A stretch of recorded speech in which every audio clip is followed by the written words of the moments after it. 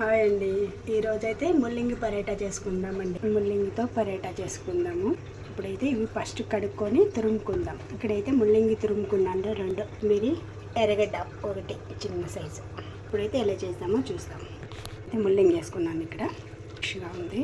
కొత్తిమీర, ఎర్రగడ్డ సన్నగా తరుక్కోవాలి. ఎర్రగడ్డ దీంట్లో కావాలంటే మీరు పచ్చిమిరకాయ సన్నగా తరుక్కొని వేసుకోవచ్చు. నేను పచ్చిమిరకాయ వేయడం లేదు, కారపొడి వేస్తాను. పొడి కొద్దిగా గరం మసాలా, పసుపు పొడి, తగినంత సాల్ట్. ఇప్పుడైతే మిక్స్ చేసుకున్నాను.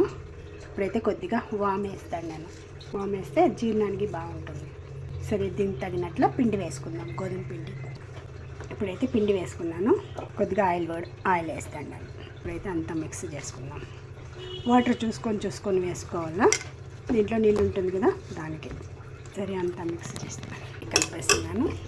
ఇలా కలిపి పెట్టుకోవాలి. ఇప్పుడైతే చేసేదానికి సురువు చేసేద్దాం. ఇది కలుపు తక్షణానికి చేసుకునేచ్చు. రెస్ట్ అవసరం లేదు దీనికి, ఇప్పుడే చేసేయచ్చు. ఇప్పుడైతే చేసే విధానం చూద్దాం. ఇప్పుడైతే ఒక పరోటా రుద్దినాను. దీన్నైతే మనం కాల్చుకుందాం. చేతికి అంటుకుంటూ వస్తుంది. నిదానంగా చపాతీ తిక్కుకోవాలి. మనం చపాతీ అయితే ఫాస్ట్గా చేసుకుందాం కదా, అట్లా ఫాస్ట్గా చేసుకోకుండా నిదానంగా చేసుకోవాలి. ఆయిల్ వేసుకొని మళ్ళీ రౌండ్ పరోటా ఎట్లా చేసుకుంటామో సేమ్ అట్లనే చేసుకునేసి పిండి చల్లుకుంటా నిదానంగా అంటుకొని కన్నా నిదానంగా రుద్దుకోవాలి.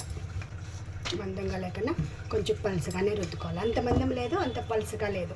చూడండి, ఇప్పుడు రెడీ చేస్తున్నాను. ఇప్పుడు కాల్చి చూపిస్తాను. చాలా బాగుంటాయండి, మీరు ఒకసారి ట్రై చేయండి. చూడండి ఫ్రెండ్స్, రెడీ అయిపోయింది పరోటా. ఓకే ఫ్రెండ్స్, మీరు ఒకసారి ట్రై చేయండి ఫ్రెండ్స్, చాలా బాగుంటుంది. Okay friends, bye.